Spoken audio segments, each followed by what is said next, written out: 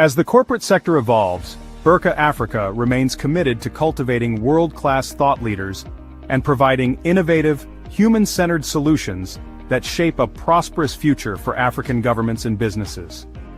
About Berkha Africa.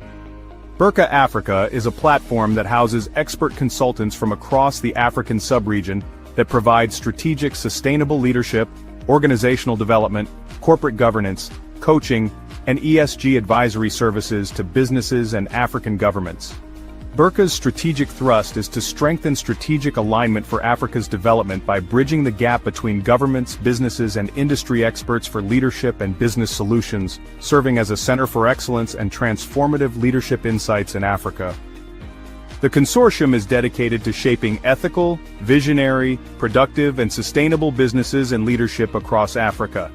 Through advisory, training, and coaching, Berkha supports executives, managers, and organizations in achieving excellence, growth, and sustainable impact.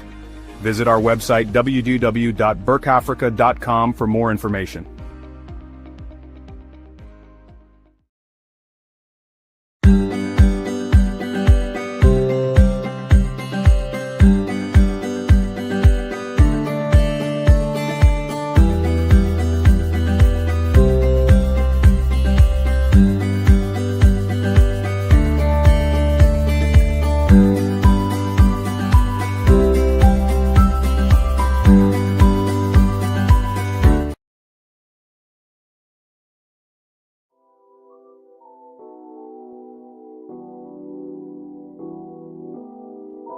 Hi, I am Austin Game, and I will be listening to Growth and Grind Africa, the transformative talk show, every Thursday on Uniiq FM at 5 to 6 p.m.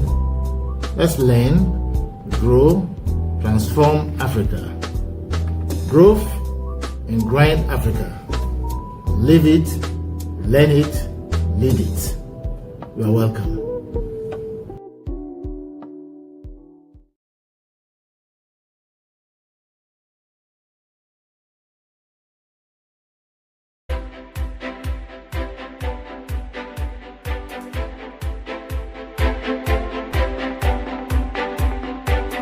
Across Africa's boardrooms and backrooms, a new era is rising. It's time to stop surviving and start thriving. Introducing Growth and Grind Africa, the game-changing radio show for leaders, dreamers, and doers. Every Thursday at 5 p.m. on Uniiq 95.7 FM. We bring you real conversations on leadership, coaching, transformation, and strategy. No fluff, just tools to grow, lead, and win in today's world. Whether you're behind the decks, behind the wheel, or at home, this is your moment to plug in, level up, and transform your hustle into impact. From purpose to performance, we've got you. Starting 17 July 2025, live on Uniiq 95.7 MHz and on all Berkha Africa social media platforms, Facebook, X, YouTube, and TikTok.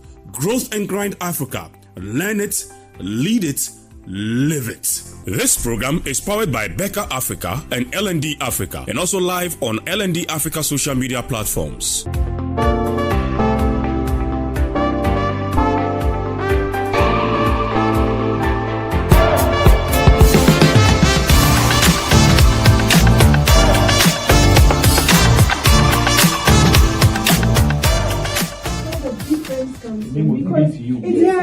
That has been given to you. So that is now, yours. The question is, do you have ownership of that? I own it. Have you discovered who you I have a head. I bought it from the market. No. So it was made by someone. I own it.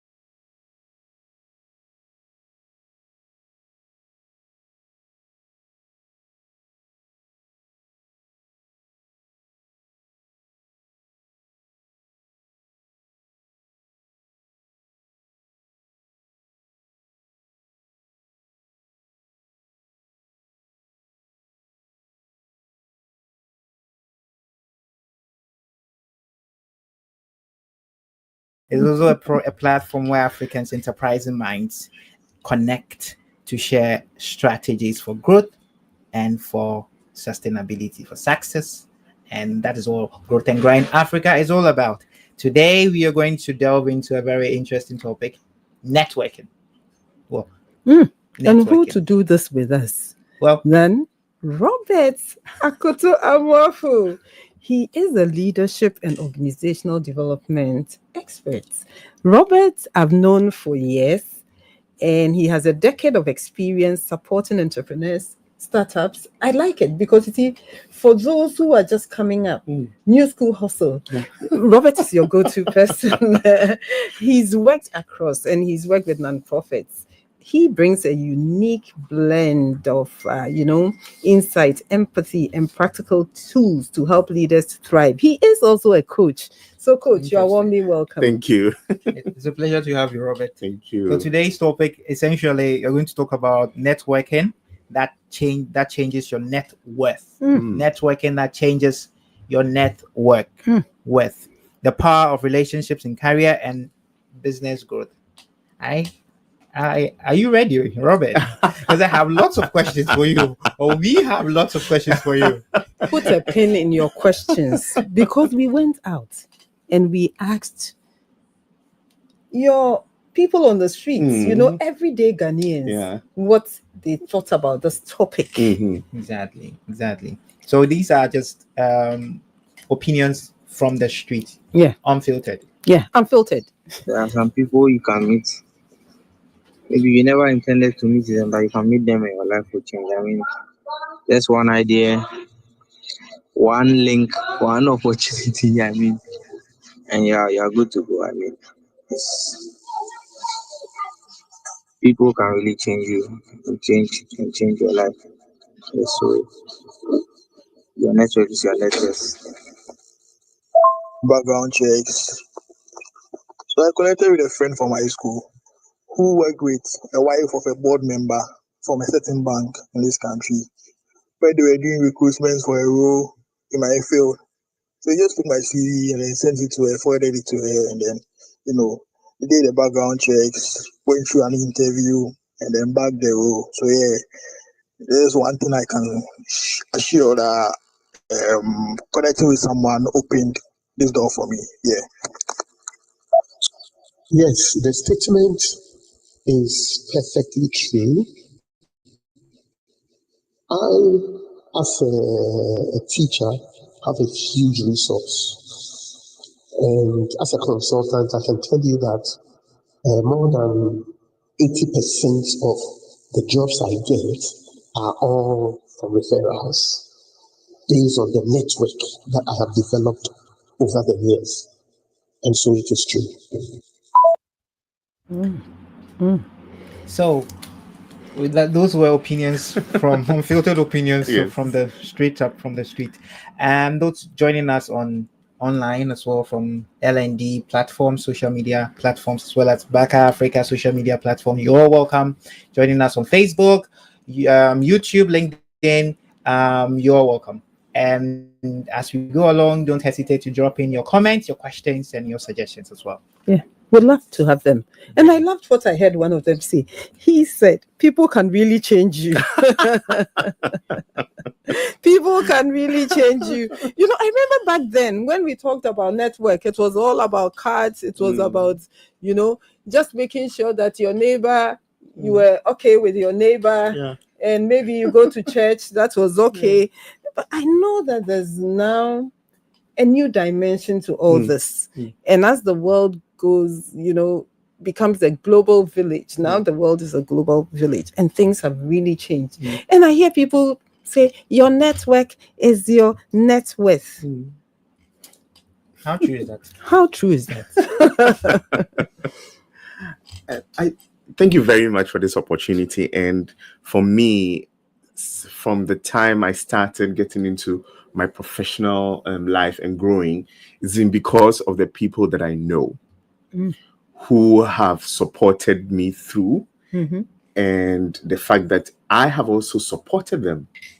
And I think that one of the key things that we need to pay attention to is your net worth, which is how much or how quality, how heavy what you are made up of as a person, also includes, as we always say, those who know you, those who trust you, and those who can call on you when they need support. So for me, most of the times when we talk about network, like many of the people said, it is how people are benefiting to me. I'm networking because people are becoming beneficial to me, but not thinking about how am I also being beneficial to others. So the networking becomes more worthy if it is both ways. So you should always think about networking as a mutual benefit, not just as something that I'm always looking to meet someone because someday the person will help me, or I'm looking to go because I'll meet Miss J who's going to help me get this work. What about I'm meeting Miss J? Maybe what can I do for Miss J that could be beneficial to her in a more productive way, that when something comes up, she'll remember me, but not remember me as somebody who's taking advantage, but somebody who's also adding value to who they are. So you shouldn't be draining. Some people enter your life and they take. Thank you. So to all those listening this evening or afternoon or wherever you are, you just don't take. You also think of what can I give? And that reminds me of a project I worked on with Robert. L&D Africa wouldn't have been L&D Africa without Robert. Robert volunteered his. Tell them what happened. We started. I was invited to be part of a vision by Miss J, Her Royal Highness, on its L&D conference, Africa conference. Yes. And as we were doing this work, I was like, you know what? I think we should make this bigger than just a conference. I think we can do something that will be more sustainable. So I volunteered to do the OD work. For just to get right up how it should look, what it should entail. And my connection with Miss J goes way back, but I wasn't thinking about how am I going to be part of the conference, how am I going to speak, how am I going to make money. No. I was thinking about how can I also add value to the relationship we have. So one of the key things for me is also in the conversation of networking is relationship and strategy. If we think, I remember just Saturday, I had an intimate meeting with a group of people who really wanted to have a conversation about networking, interestingly.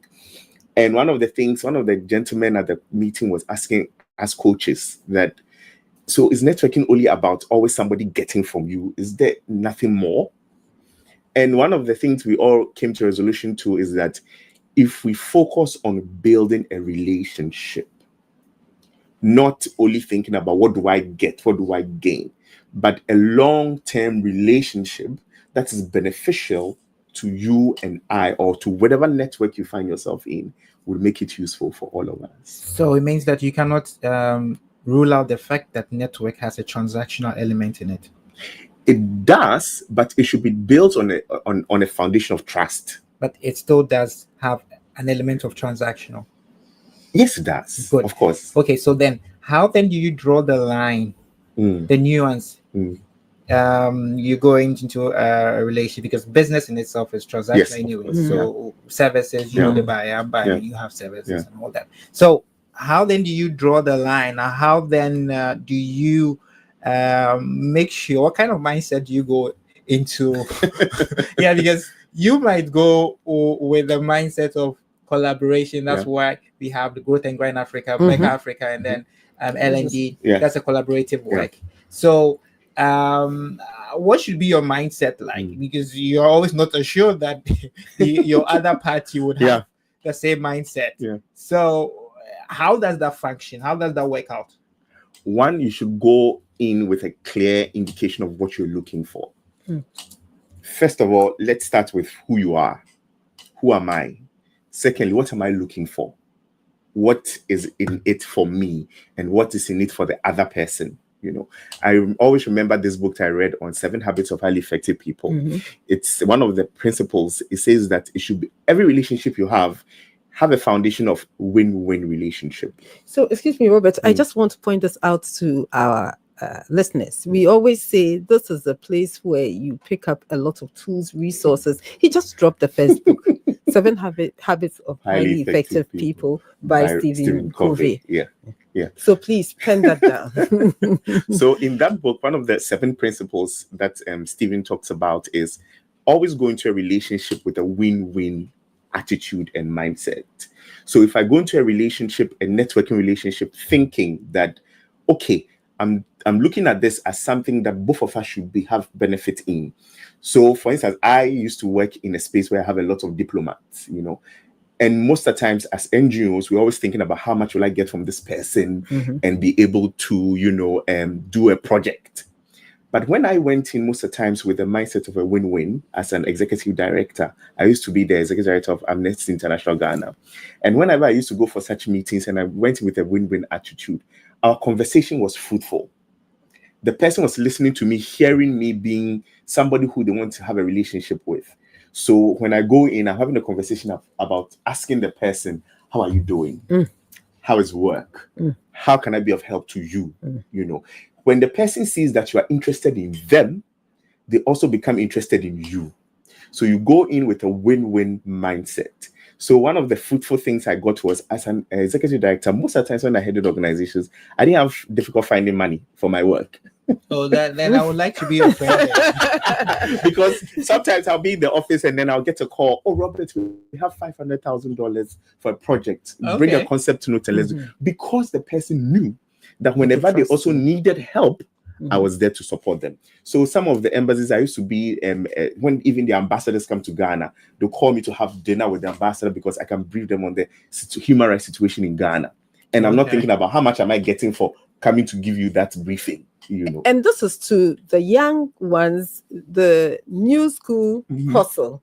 Sometimes you think you're so young. When I met Robert and he would dine with ambassadors and high commissioners, he was so young. And I used to say in Chi, Papa. Well, how about it looks like you are dining with kings and queens and princes and princes, but not everyone would have the opportunity to dine with ambassadors and all that. So perhaps a listener out there is going, okay, Robert is having a conversation way up my level. I'm an early starter. I'm an early professional career. I'm trying to put up my startup together. I live somewhere in Makola, hustle and every day. How do I build my network? Where do I start from? Start from where you are. And I want to end off what you said about this. I think one of the things we have, I think the Bible is, if you know how to wash your hands well, you eat with kings and queens. Yes. I want to know how to wash my hands. So how do I wash my hands? How do you wash? So first of all, start with yourself. Be clear on, like I said before, be clear on who you are and what you have. What can you offer? So when you say what you have, someone is wondering, look at me. What do I have? So when you say what you have, what is it that you mean by what you have? So your skill, your competencies, what you offer. So let me just give you also an example so that people understand. I sometimes give support to a group of young people, who are also starting their business, link them to resources or places. And sometimes they look at me and say, what can we give you? I mean, what do you need? And this is a thing that always happens to a lot of people who think that people who are their mentors, so people who are their friends, people who are in a particular position where they see themselves, they always wonder, what can I give you? And I always remind them, first of all, if you seek, like I said before, if you seek to know the person, you know their pain points, you know what you have to offer with your skill, your resources to help them at some pain points that they have. So for instance, I remember when I started getting to the working space when I was about 17, and I went for a meeting. I went for a mock conference of this Commonwealth Day, and I was the Secretary General mocking. After the conference, Nano Elif, and now the Deputy Chief of Staff, she was the Executive Director of the organization. She came to me and said, "Gentlemen, you speak very well." And I was like, "Thank you, ma." And I asked her, "Can I come and do internship?" She said, "Sure. Come over the holidays." So during my holidays in school, I wasn't at home watching TV and playing games. I was at the office, what do you call it, enveloping newsletters, running errands. And that is what I had at the time. As a young person, I hadn't trained in any work, but the little thing I could do, that is what I had that I could offer. So for somebody who maybe is a young entrepreneur and you are with your people, look at your colleagues, start with your colleagues where you are and see what you can do with partnering, because sometimes a particular friend of yours could be, like somebody said, your gateway to something. A friend of yours could be someone who needs something that you have that you can offer. You may see it as nothing, maybe helping them to write a report or seeing their books, because you're a finance person, the person is not a finance person. You can look at their books. Are they writing a proposal? Are they going to make a presentation? Do you have that skill to support them? The little things that sometimes we downplay, I remember now there's AI. A lot of young people know how to use all these AI tools. And many of these, even millennials, are not up to these AI tools. How can you give information on social media or even meet people and give them a small training? Now you can just take a Zoom and say, I'm giving a training to people free on ChatGPT prompting, and that will start even your network.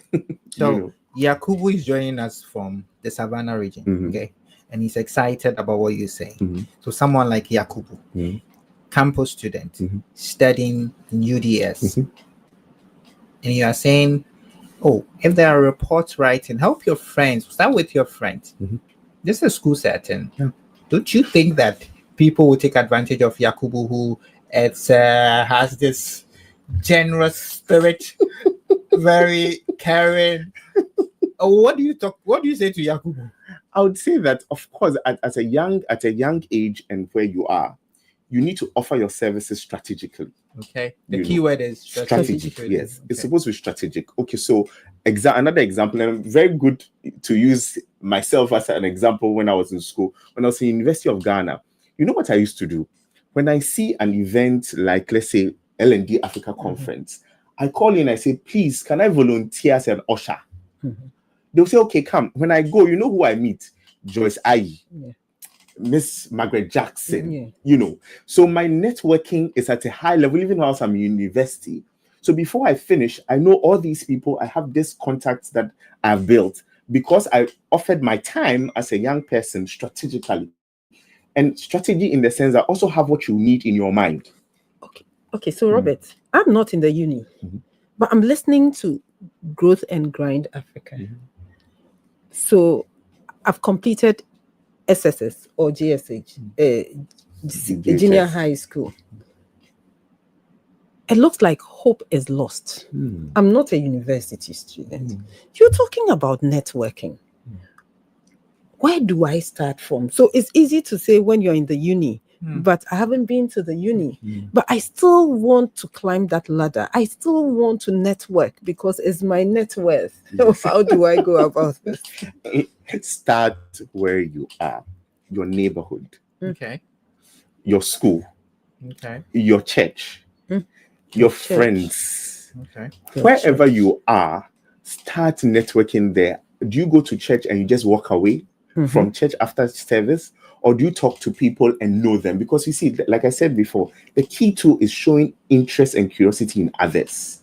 When you go to church, you talk to people, you find out how they are doing. Do they know you?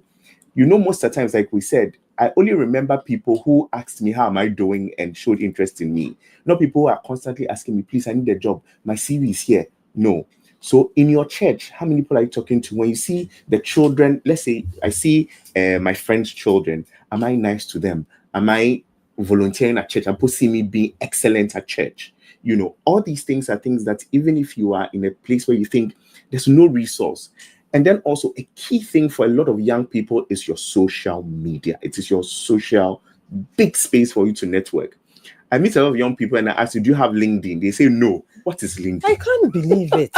This day and age, even old ones like ourselves, we get contracts from LinkedIn. Yes, I get contracts from LinkedIn. I get jobs from LinkedIn. You get people who invite you to speak.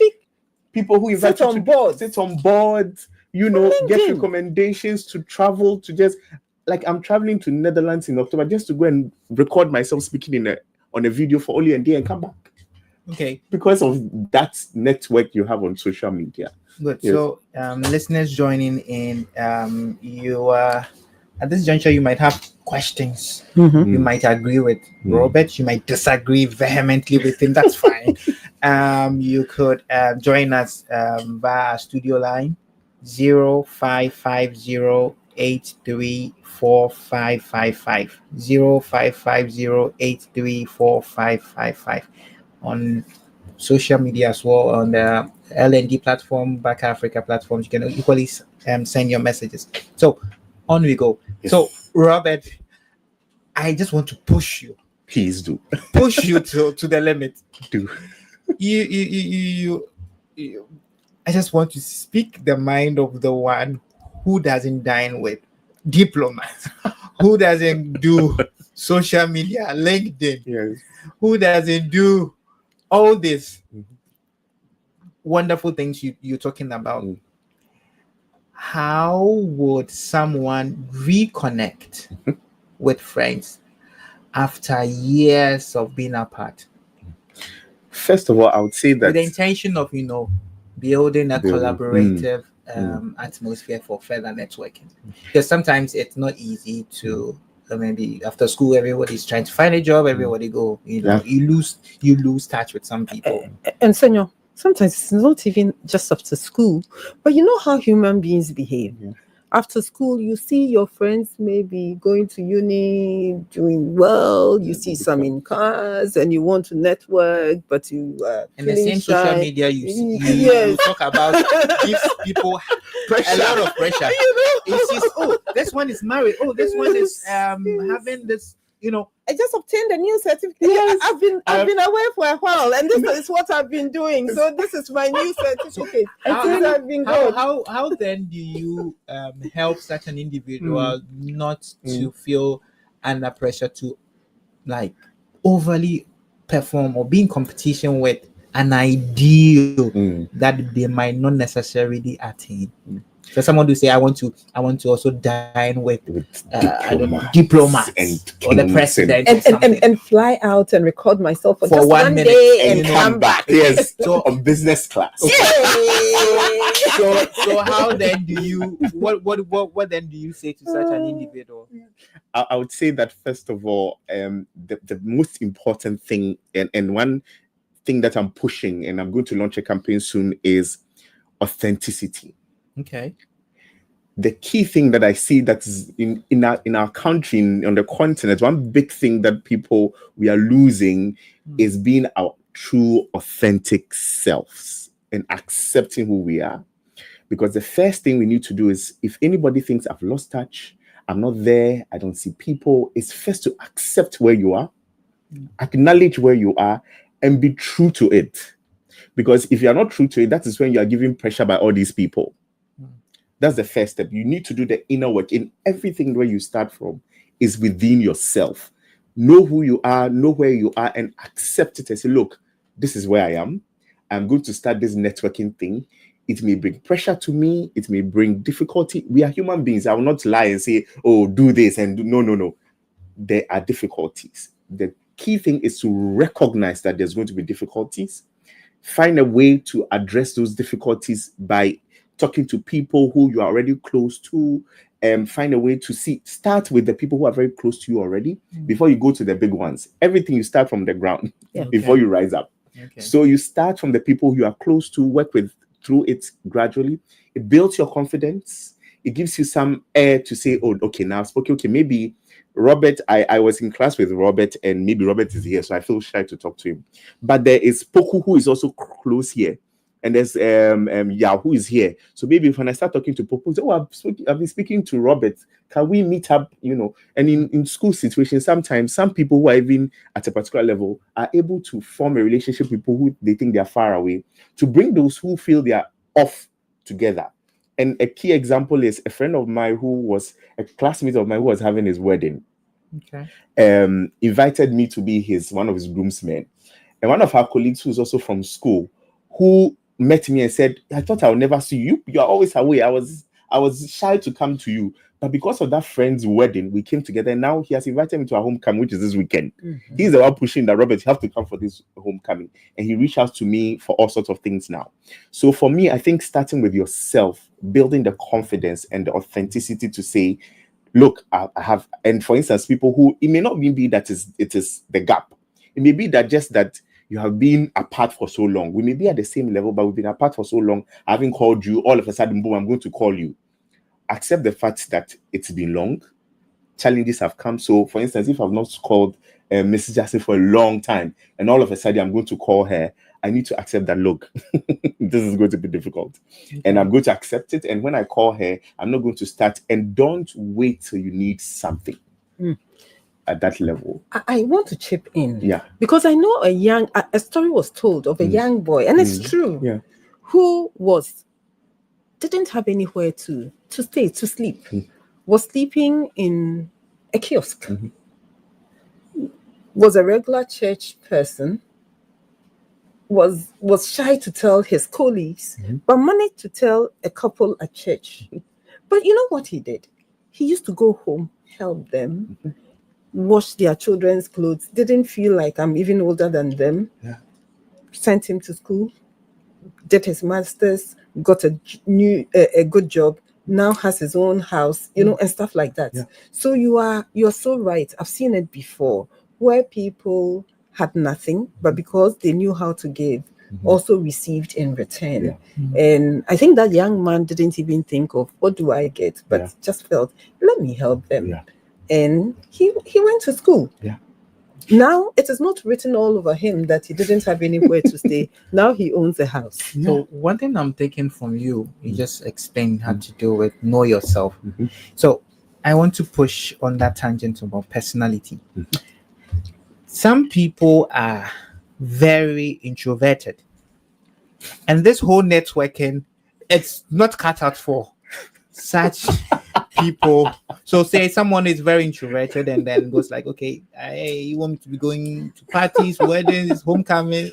It's not my thing. They get palpitations. Yes, it's true. How would you, what counsel would you give such an individual? Because yes, I can relate to people, I can relate to my immediate friends, schoolmates, and people around, but on a particular level, beyond that, it's very difficult for me to just push and become extroverted or look like one.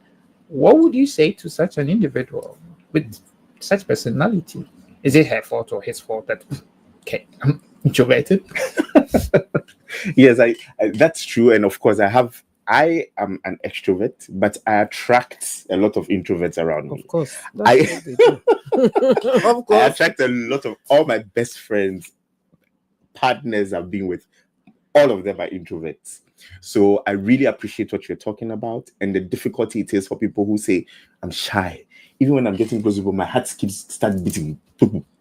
So I had to do my research on how do I support such people, And the key thing, like I said before, is supporting them to start small, And the other thing is, like you drew the picture, most of the times we draw a picture to say, we want you to be like this. So the picture is so big in their face, they're like, I can't. And they hide, Instead of making them see the small incremental changes that can happen, we give them this big picture of like the extrovert who is all over the place. And for them, that is so far away. That is, it's too big. But if we give them the opportunity to say, okay, let's have a small group of 3 people. Let's start talking.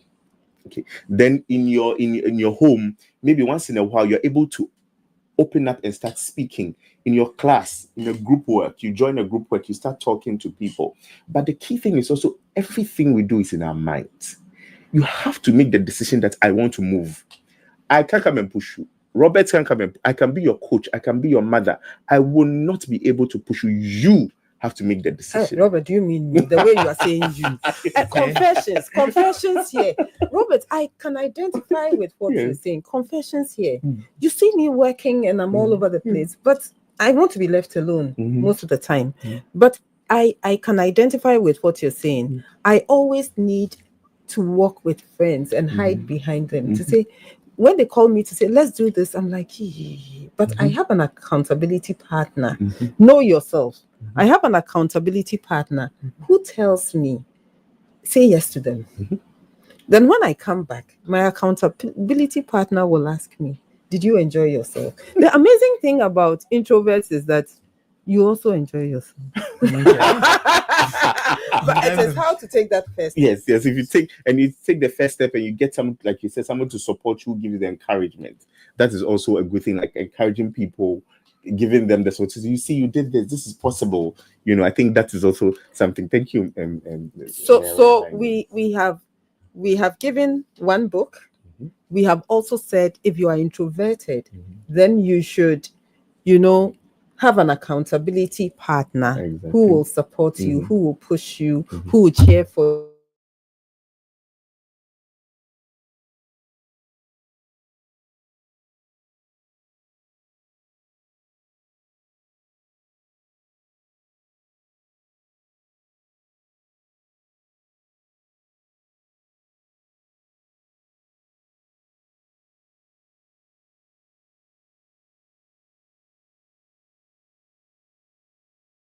.7 radio with a difference. Indeed, we are making a difference here at Growth and Grind Africa. The number once again is 0550-834555. 0550-834555. LinkedIn, social media, all social media platforms, especially LinkedIn, YouTube, Facebook. The comments are welcome. And at this juncture, we will just go for a musical interlude. Yeah. Then we'll come back, hit hard on Robert. No, we'll be gentle. I will be gentle because I know he's oozing. Oh, okay. Thank you. So today's music, it's straight from Six Strings and Dali. Just do it.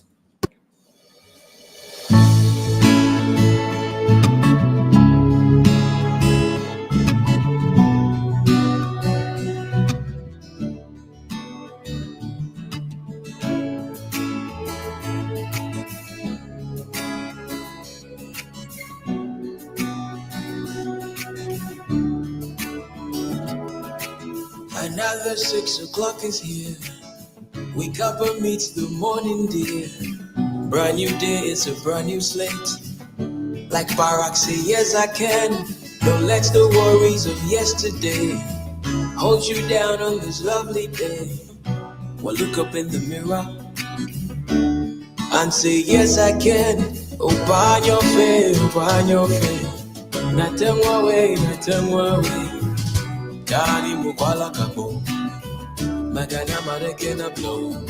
Nothing away. Open your face, magana marekena blow. Kani mukwala kabo. Just do it, just do it. Just do it, just do it. Just do it, time is ticking. Just do it, just do it. Tired of lying to yourself. Don't you know you are your best bet? Who you waiting for? You've got all you need more. They won't want you help when it's convenient. Tell you all of this is for experience. She put no on your body and your wild. Just take a step and things will fall in place. See the wind time fast, no one can catch it. So don't waste all your free granted. Your time is now. Just believe it, say yes I can. Run your faith. Until my way. Kani mukwala kabo, magana marekena blow. Until my way. Open your faith. Magana marekena blow. Kani mukwala kabo. Don't wait, the time will never be just right. Start from where you're standing now. Work with what you have. Work with what you got. No one said it would be easy. Anyone that ever made it said it wasn't easy. No one indeed said it would be easy. But Obanyo Fe. Just do it. Just do it. The networking, go and do it. An introvert If you're an introvert, just do it. Just Open get up. up. Yes. Just say hello to someone Exactly. in your community. And then, so if you still, I hope I believe strongly that our listeners are out there and then they have lots and lots of questions and comments. So the phone lines will be open right about now. It's the number again is 0550-834555, 0550-834555. Still on Growth and Grind Africa. Yeah. All right. Okay. So, Robert. Okay. Margaret, you have a question for Robert? Yes, Robert. Networking. Yes. I love the bottom line. Mm-hmm.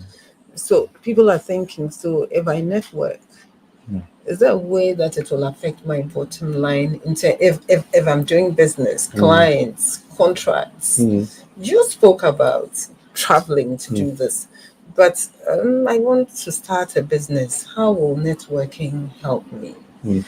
I think the first most important thing is Nothing big. Nothing big. I mean, like as we said before, partnerships. Sometimes we always, if we start anything and we think so huge, we get scared of what we're looking at. If we think about it in the smallest form, so I want to partner with another SME or another, and there are so many hubs now in Accra, so many hubs where startups meet and greet.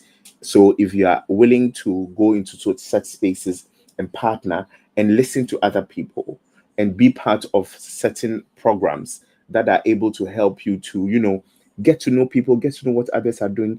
And like I said before, always keep curiosity in your mind as you go forward. So I hear you talk about partnership, collaborations. I've also heard a lot of people say, I'm afraid to partner because someone will steal my idea. Someone will do this, and for some, they will relate stories. They'll give you stories. What happened to their grandfather, their grandmother, their aunties? That's it's indeed a reality. It does happen. Yeah. So, yeah. What do I do? Stealing ideas happen. I mean, how many times have we even, when we haven't told anybody about the idea, we see somebody doing it? Did they steal it? No. They don't steal it, because the thing is that the problem you see that you think you are going to solve in a particular way, someone else has also seen it and also going to solve it in that way.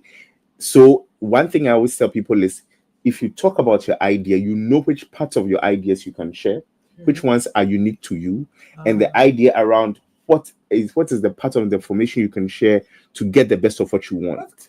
Robert, if I'm going to collaborate with you, I can't hold some of the ideas to my chest. But trust is not, we build trust over time. We don't build trust at once. So as you go to know the person, you start talking to the person about the vaguest things that you think about. See the person, use your intuition, look at the person. Like we said, if you know yourself and you know who you are and you know how to observe other people, as I tell you, I'm thinking about having a new way of building a book that children will like. That is a general idea. It's not, you haven't given the details. And the person says, okay, tell me more. I said, okay, I'm thinking about it for children. And what are you? Then you also ask the person, what are you doing that we can work together? So that you don't sell yourself too quick.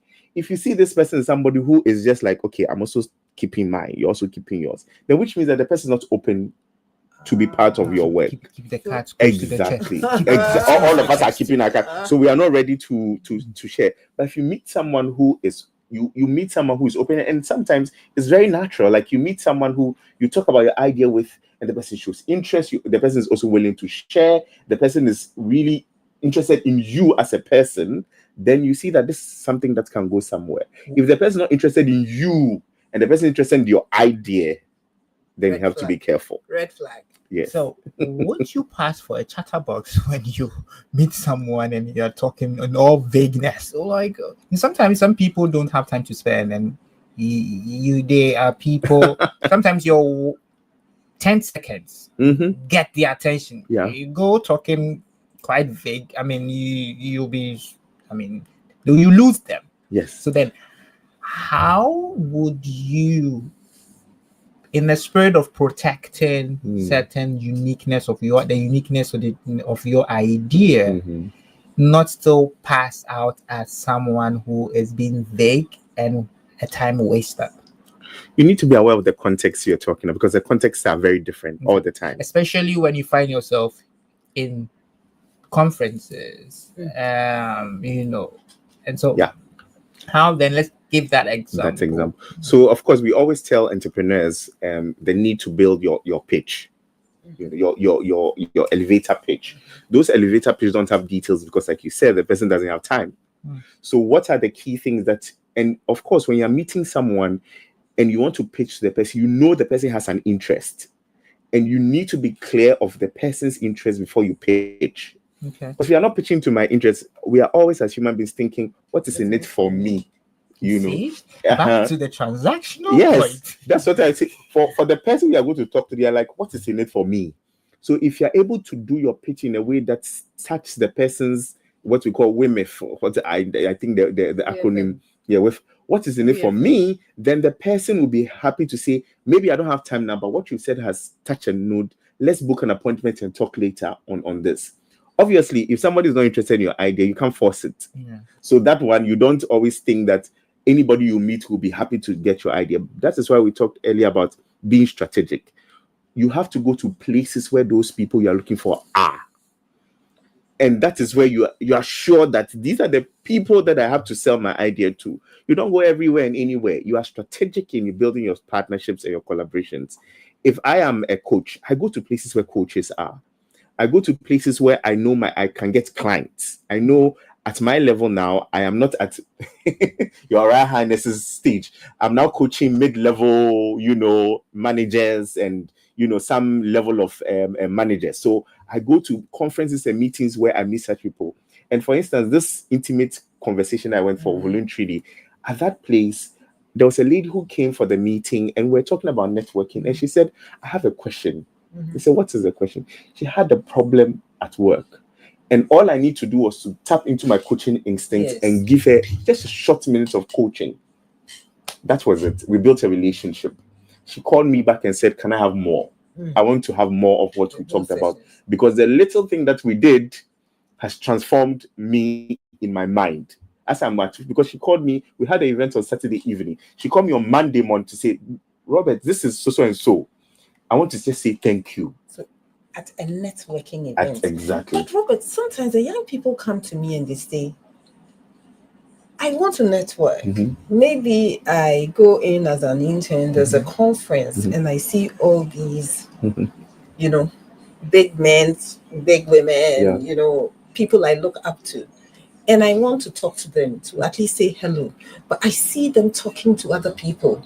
And then they go away. I never have the chance. So could you share with us a few networking etiquettes, when you meet outside etiquettes, what is it? How do I make sure? What do I do? How do I get noticed without being intrusive? If you could throw that in for us. One of the interesting things that which is very true. One key thing is never push it. Never push it. If you see Robert at an event, or you see Her Royal Highness, or you see Senior at an event, and Senior has just finished speaking, be very careful of your timing of when to speak to someone. If I've just finished speaking, most of the time, some of us who speak at certain events, we just want to do who's because when you go into such speaking mode, you are in your high passionate mode, high energy. So when you come back, you want to just calm down.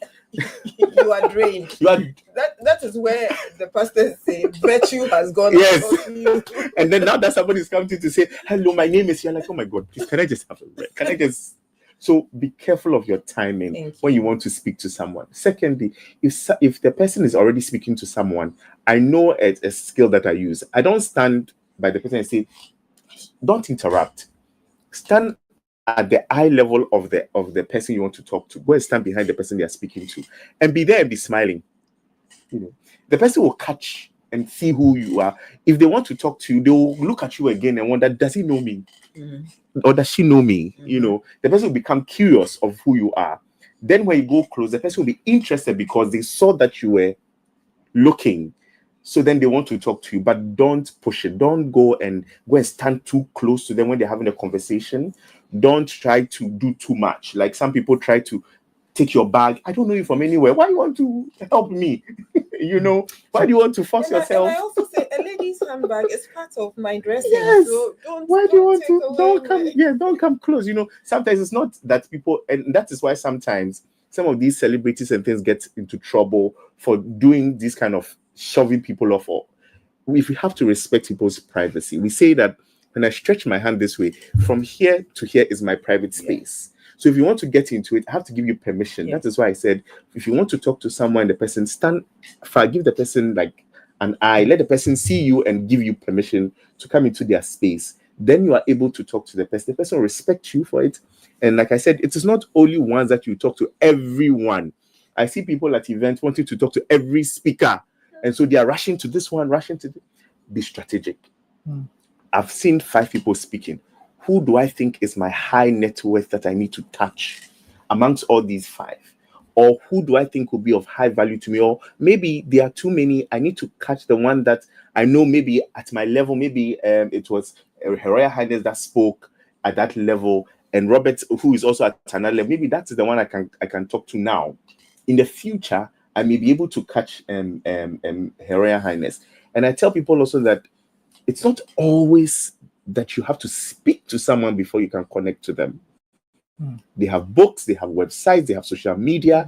There are so many other ways in which you can network with them. People write to people through social media and they get their attention. And perhaps to my final question, with the advent of technology, up until now, you're talking more of like a human relationship kind of networking. But with technology, people can get things done without necessarily having the human contact. Okay. So you can pay online without going to the cashier or things like that. And so people are now actually building businesses that thrives basically on the algorithms and computer chat box and all that. Where is the role of networking in another way? Because it's another form of networking, but it's more of like computing. And so how useful, how relevant is this human networking, the social aspect of it, to someone starting up a business who is like, well, you're talking very nice languages. I don't really need. I'm an introvert. I just need my laptop in my garage, do all the coding, do all that. I don't need you. And I don't need that human networking. What would you say to such an individual? I think we had the biggest lesson of our lives when we had the shutdown during COVID. The biggest lesson of missing human interaction and connection that we can never sell or never throw away. The importance of human connection. So yes, there was social media. We're all at home, but many people became depressed. Many people had a lot of mental illnesses. Many people started, I'm so sorry to say this, but around people also causing violence to their partners, because we have been locked in a space and we are not connecting with each other, creating spaces for all of us to network and connect as humans. And so people started doing all sorts of things at home. So I would encourage people who think that social media is the only it, to say that, listen, human interaction is important. It creates that connection that social media can never do. The most important thing you should know is maybe you can start from that platform, you can start from social media, but ending up with connecting with one another and knowing one another is the most important. As facilitators, working in a facilitation room or working in our spaces or in a conference room is far more effective than working with people online. So I encourage the human connection, but I also say that we can create some sort of connection online. But one of my mentors, Taka Weri, says that now in Africa and a lot of parts of Africa and Ghana especially, when you go on Zoom for a meeting, everybody close their video. Everyone said my internet, so they close their video. The only way for us to connect is for me to see you and see you through the medium we are interacting with. But if I don't see you, I can't connect with you. So let's take advantage of, even if it is 1 minute that you can just turn on your camera to say hello. It's important that you do that so that you can do the connection required to keep you going. Because humans, we are human, we are creatures of connection and fellowship. Yeah. Whoa, Robert, all too soon. Our time is up. I love final words. What are your final words for us? One, I think that everything starts with self-awareness. Please, let's focus on building strong relationships with ourselves. Network with yourself first. Understand who you are. And know yourself so well that when you are going to know another person, it becomes easy for you to flow. Because when you start hiding behind walls and pretending, when you are networking with other people, they will see through, and your connection will not be strong. So when you are so authentic and you are real with yourself, your network becomes stronger. So please, let's be authentic. Let's build more self-awareness in our attempt to do that. And the final thing is, don't be afraid. Like the music today told us, take the step. Go out. If you don't do it, nobody's going to do it for you. People ask me, after the motivational message, what's next? You have to go. We are not going to move you. We have told you what is possible. You need to take the step. Yes. Oh, thank you very much. You've been listening to Robert Amoafo, yes, who is a true, should I call you networker, and has gotten a lot out of networking. Yes. He started networking as a young man, and look where networking has taken him. If he's been able to do it, I think you can also do it. Yes. He says he just moved. Yes. Thank you very much, Robert. It's a pleasure. Always a pleasure to talk to you. Thank you. This is Growth and Grind Africa, where old school wisdom meets new school hustle. I don't know, Robert, where to put you. In between, in the middle, yes. And new school hustle. Thank you very much. Growth and Grind Africa was made possible by the collaborative networking experience between Berkha Africa, Berkha, Africa.com, and then Learning and Development Africa. And so then that's how come we are bringing all these juicy, interesting conversation to your doorsteps and to your listening pleasure. If you'd care to perhaps sponsor our program. Oh, yes, we are open, and we are here with a networking person, so he will connect us to a sponsor. We'll network. We'll network. And so if you're interested in your private individual or institution and looking forward to a sponsor, our show here, you can just call the number 02017828877 02017828877. And as part of the packages for the sponsorship, we will be doing a lot of coaching for team coaching for your organization, leadership, executive leadership coaching, as well as leadership and strategic management and in-house, how to, you're thinking of succession plan, we do all that, facilitation for HR, for all level of institution, public. We've got a beautiful package, haven't we? Most definitely. I wonder why. Sweet. I think you should be calling. Number is 02017828877 02017828877. It's been a pleasure to having you, Robert, in our studio. Thank you so much. And if you're looking for the L&D conference to attend, it's happening this October, 15th to 17th October in Nairobi, Kenya, where all the, should I say, all L&D enthusiasts, L&D professionals, HR heads, CEOs will meet to discuss L&D issues. Please don't miss this. Come with your departments. Your full department should be there if you really are interested in developing people. And it's going to happen in Nairobi. Kenya.